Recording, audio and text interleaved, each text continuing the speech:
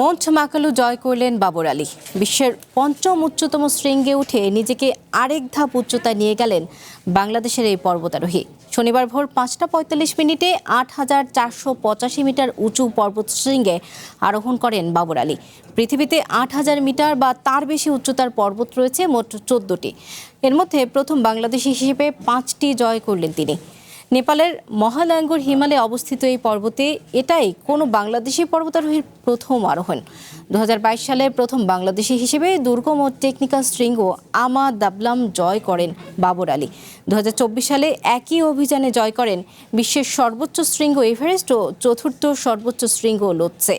গত বছর প্রথম বাংলাদেশি হিসেবে আরোহণ করেন অন্নপূর্ণা 1 এবং একই বছরের সেপ্টেম্বরে কৃত্রিম অক্সিজেন ছাড়াই জয় করেন মানাসলু।